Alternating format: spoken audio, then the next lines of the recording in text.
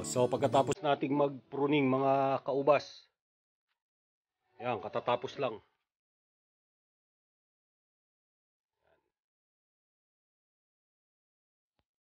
Yan, iikot ko para makita nyo kung paano ako nag-pruning.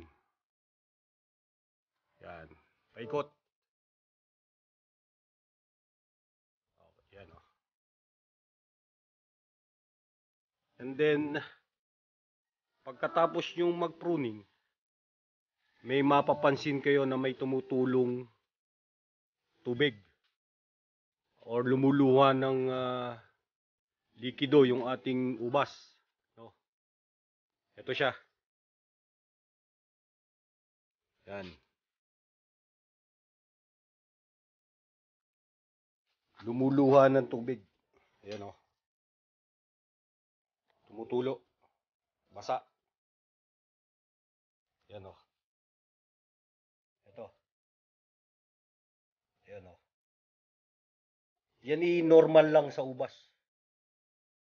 Normal lang yan. Kita nyo. Pagkatapos nating mag-pruning, pagkaraan ng mga ilang oras, ang nangyayari sa ubas natin, yan, oh, nagkakaroon ng tubig. Basa. Yan. Normal lang yan. Na kapag nag-pruning kayo, automatic may lalabas na tubig sa ating ubas. Katulad yan. Yan.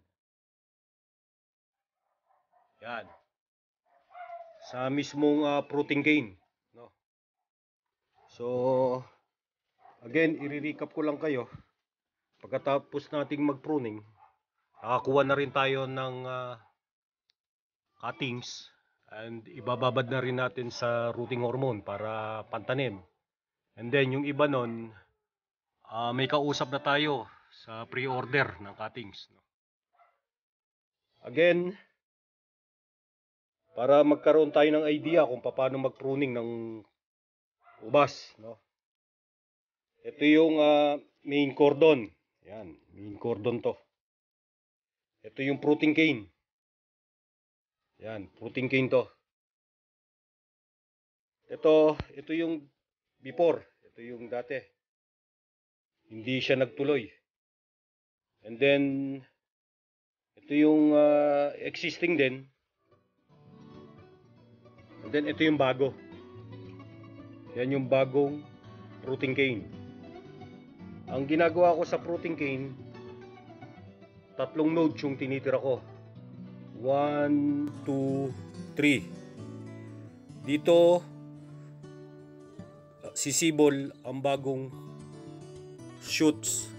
Sa bagong shoots, dyan na papasok or dyan na tutubo ang fruiting flower, no?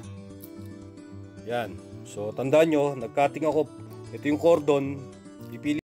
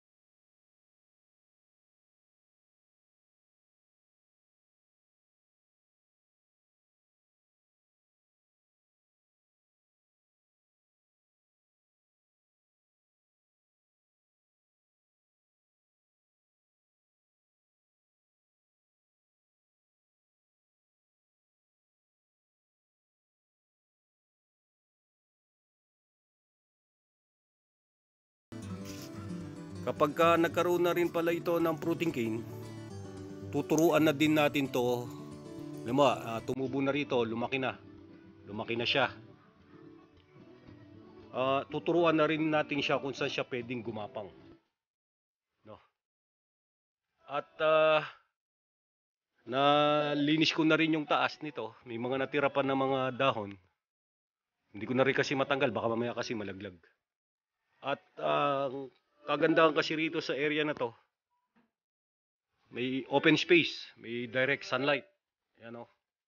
Although maulap, pero pagdating kasi rito sa maghapon, umaga hanggang hapon, matindi ang sikat ng araw dito.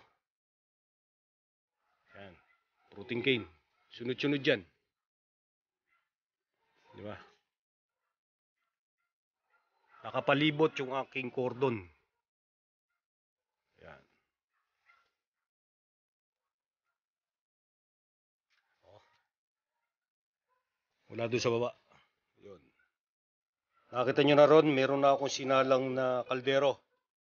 Magpapaksiw ako. Bumili ko ng isda.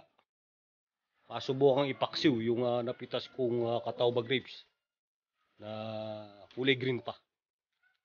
Ang bunga ng Catawba grapes ay kulay black. Pag 120 days, kulay black. Pero kapag 100 days lang, violet. Pag 90 days, kulay green. Pero yon, ang Catawba pag nahinog, hindi siya sabay-sabay. Merong hindi sabay-sabay, merong sabay-sabay. Merong lahat talaga pure black. Na experience ko na yun, lahat talaga black. Tapos meron din namang hilaw kulay green pa, pero hinog na. May violet at saka may kulay red. Ang tatlong kulay ng Catawba is sa isang bunga, sa isang bunch. Kulay green, red, violet at saka black. Ganun ang kombinasyon niya sa isang bunch kapag hindi sabay-sabay nahihinog. Pero kapag sabay-sabay nahihinog, kulay black talaga. Black grapes. No. Yan. Pansinin nyo. Yan, oh. Halos tinanggal ko lahat ang ang dahon, pati yung sanga na ginawa kong cuttings. Ganyan ang pagpupruning ko, no? Trellis style. Yan. Nalinis ko na rin yung mga natuyong tendrils katulad nito. Yan, oh. Yan yung mga natuyong tendrils before. So nilinis ko na rin yan, tinanggal ko na. Yan, naka-stay put na, naka-stable na sila. Mga kaubas, huwag nyo palang kalimutang i-like and subscribe yung aking YouTube channel na Backyard Grapes Farming, no? Again, kaya ako ginawa tong channel na to kasi nga maraming grapes enthusiast dito sa atin, sa Pilipinas. Maraming mga nagtatanong kung paano magpatubo, magpabunga, magpruning. Lahat ito, bago ko naman ginawa to at bago ako nagbenta, matagal din yung aking pinagdaanan. Inabot din ako ng almost 4 years, no? Bago ako nag-research din ako, nagbasa din ako kung paano magpabunga, tamang abono, kung anong klaseng abono, kung anong mga organic fertilizer na pwedeng gamitin.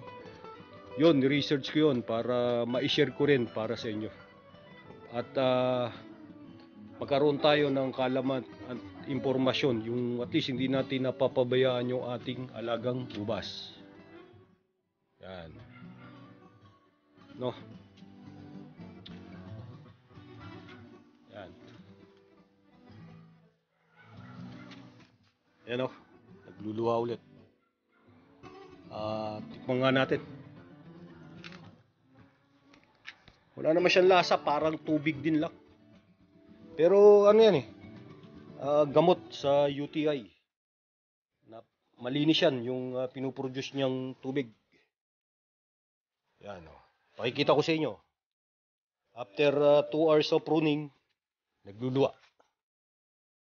Yan o. Yan o, tumutulo. Nagtutulo. Yan o. Yan. Titikman natin. Wala naman, matabang lang.